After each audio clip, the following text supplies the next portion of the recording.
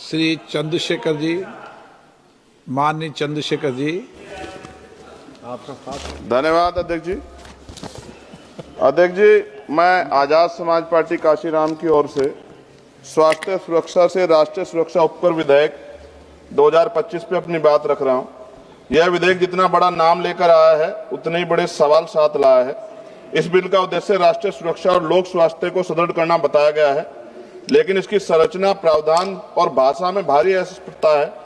अतिशक्तियां और राजस्व वसूली की प्रवृत्ति स्पष्ट रूप से दिखाई देती है।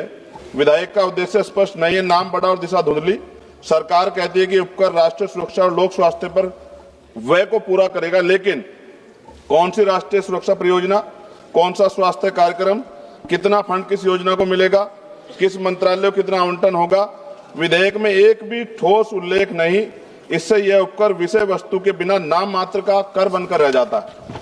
अध्यक्ष जी, विधेयक स्पष्ट कहता है कि उपकर का पैसा कंसोलिडेट फंड और ऑफ इंडिया में जमा होगा। इसका अर्थ है पैसा किसी भी सामान्य सरकारी खर्च में मोड़ा जा सकता है। ना संसद में स्पष्ट हिसाब मिलेगा, ना जनता को पता चलेगा कि स्वास्थ्य या सुरक्षा में कितना पैसा लगा है। यदि पैसा कहीं भी जा सकता है तो इस उपकर का नाम स्वास्थ्य सुरक्षा क्यों? उत्पादन आधारित उपकर उद्योग पर भारी प्रहार। इस बिल में मशीनों की क्षमता और उत्पादन पर उपकर लगाया जाएगा। इतना भारी उपकर छोटे उद्योग को समाप्त करेगा, मध्यम उद्योग को अस्थिर करेगा, लाखों परिवारों की आजीविका खतरे में पड़ेगी, उत्पादकों पर अनुचित आर्थिक दबाव पड़ेगा। क्या सरकार उत्पादन और उद्यमियों को दंडित करना चाहती है बिल लाकर?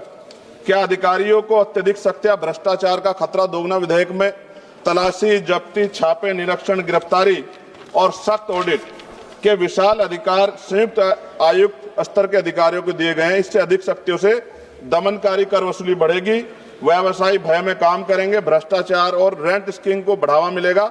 इतिहास गवाह है, कभी अत्यधिक दमन से न अनुपालन बढ़ता न राजस्व। अवैध छुपा हुआ भूमिगत उत्पादन बढ़ेगा। जब मशीन की क्षमता पर भारी उपकर लगाया जाएगा तो उद्योग उत्पादन छुपाएंगे, अवैध यूनिटें चलाएंगे, अंडरग्राउंड फैक्ट्रियां बढ़ेंगी, काला बाजार मजबूत होगा। और WHO के अनुसार GST सेस बढ़ने के बाद अवैध बाजार में 13,000 करोड़ तक दुगना हुआ है। क्या सरकार वही गलती दोहराना चाहती है? नशीले उत्पादों की मांग कीमत बढ़ने पर भी नहीं घटती। अध्यक्ष जी, पान मसाला जैसे उत्पाद एडिक्टिव है।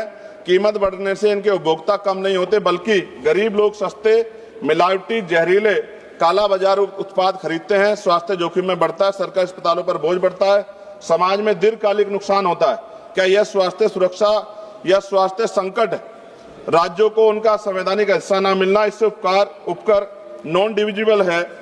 इसका अर्थ है राज्यों को इसमें से ₹1 का भी हिस्सा नहीं मिलेगा। केंद्रवाद बढ़ेगा, राज्यों की वित्तीय स्वायत्तता कमजोर होगी, विकास योजनाओं पर प्रतिकूल प्रभाव पड़ेगा। राज्यों का हक क्यों छीना जा रहा है? अध्यक्ष जी, विधेयक को संसदीय परीक्षण से बचाकर जल्दी पारित करने की कोशिश गलत।